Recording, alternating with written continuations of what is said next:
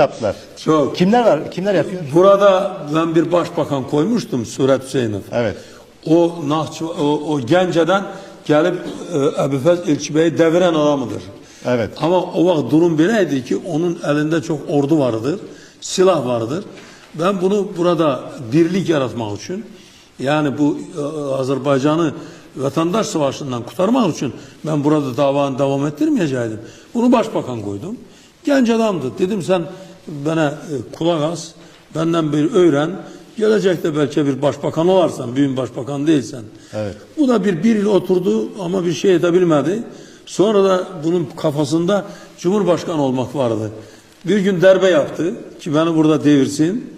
Bunu da devirmeyi isteyen de ben burada sizin bu televizyondan kullandım, istifade ettim. Evet. Televizyona çıktım, halka hitap ettim. Ki Azerbaycan tehlikede, darbe yapırlar.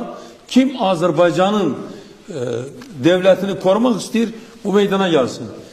İki saatten sonra bu meydana 500 bin adam toplaştı. Suret Hüseyinov öz ordusuyla, öz silahlarına hiçbir şey yapabilmedi. 500 bin adamı gelip öldürebilmeyecektir. Evet. Kaçmaya çalıştı, ben koymadım karşısına. İşten çıkarttım. Sonra ikinci gün meydanda 1 milyon adam bütün şehirlerden toplaştı geldi beni desteklemeye. Ondan sonra Suret Hüseyinov'u ben işten çıkarttım. Suret Hüseyinov kaçtı gitti Moskova'ya. Bir